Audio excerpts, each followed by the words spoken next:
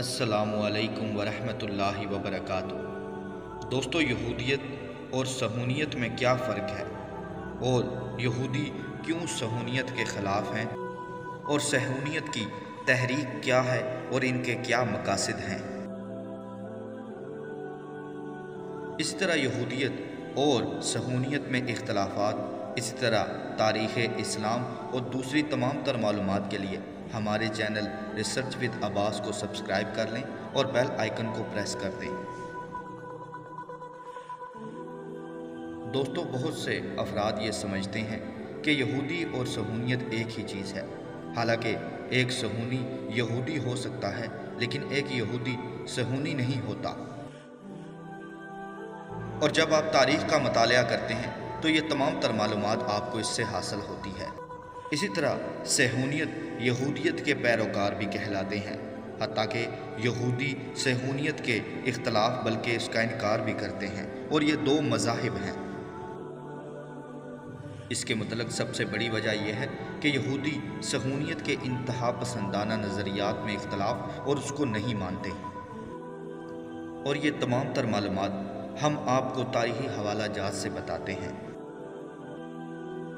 दोस्तों, तारीख़ी वाक़यात और तारीख़ से ये हमें पता चलता है कि यहूदी मज़हब की 31 कबल अज़ मसीह से 323 कबल अज़ मसीह में इब्तदा होती है और इन्हीं को बनी इसराइल और जो कि हज़रत मूसा अलैहिस्सलाम और उन पर नाज़िल शुदा किताब पर ईमान रखते हैं, उन्हें ही यहूदी और बनी इसराइल भी कहा जाता है।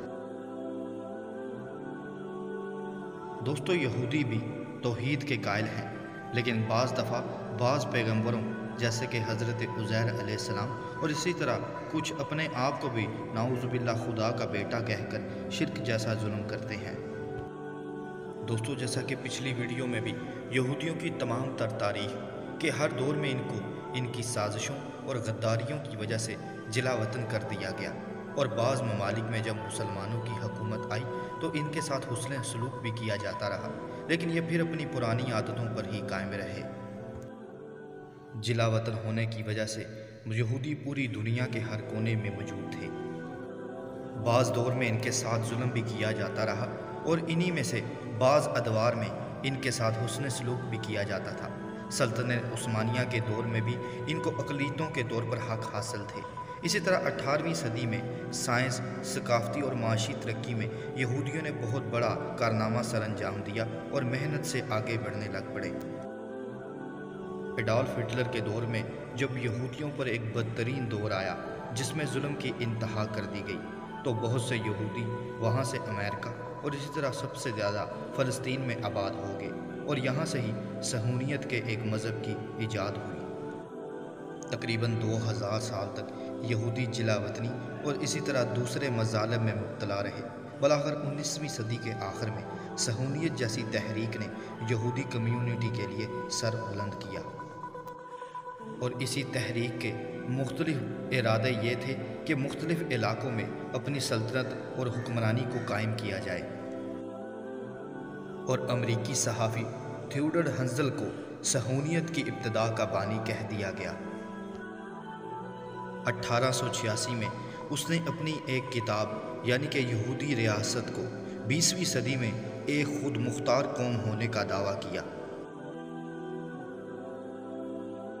इसी तहरीक ने बरतानिया से ज़ेर मुसल्लत रहने के तमाम तर नज़रियात और पाबंदियों को अपने से लाताल्लुकी का इजहार किया और इसी तरह बहरी जहाज़ों और दूसरे तरीके से इन मज़ामती तहरीकों ने यहूदियों को लाकर फ़लस्तीन में आबाद करना शुरू कर दिया। और ये तमाम तर मज़ाहबती तंजीमें इकट्ठी होकर उन्होंने इस तमाम तर इरादे और अपने नज़रियात की बुनियाद रख डाली और बलाखिर डेविड बिन गुरियन ने 14 मई 1948 को इसराइली हुकूमत का ऐलान कर दिया और इसको इसराइली रियासत का नाम दिया गया, जो कि आज खुद मुख्तार कौम होने का दावा करता और इख्तियार भी रखता है।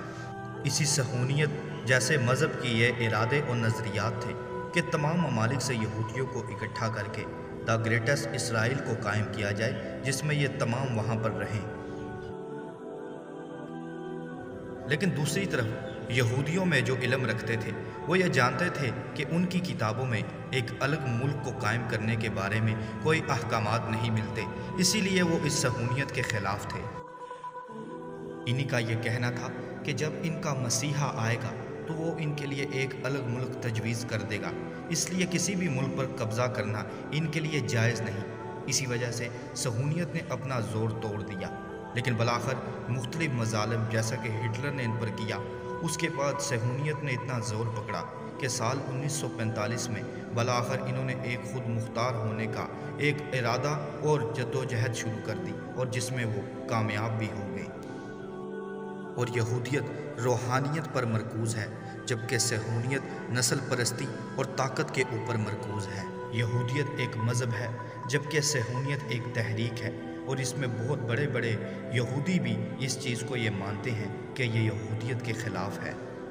جہاں آج صہیونیت پسند اقتدار میں ہے اور یہودیوں کے لیے جگہ تنگ کر دی گئی ہے، اور یہی تحریک فلسطین پر تمام تر مظالم کو ڈھا رہی ہے اور اس میں بھرپور اپنی مدد اور جد و جہد کر رہی ہے۔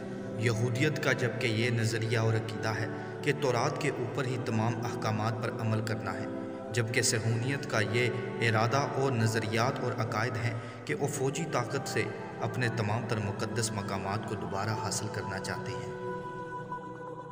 اسی طرح دوستو، یہودیت مذہب کا پیروکار یہودی کہلاتا ہے اور صہیونیت کا پیروکار صہیونسٹ یا زائنسٹ کہلاتا ہے۔ اللہ تعالیٰ سے دعا ہے کہ وہ تمام تر ایسی تحریکیں جن کے ایسے غلط مقصد اور نظریات ہیں، تمام مسلمانوں کو اپنی حفاظت میں رکھے۔ اللہ تعالیٰ سے دعا ہے کہ وہ ہمیں اپنے دین کو سمجھنے، اس پر عمل کرنے اور دوسروں تک پہنچانے کی توفیق عطا کرے۔ السلام علیکم ورحمۃ اللہ وبرکاتہ۔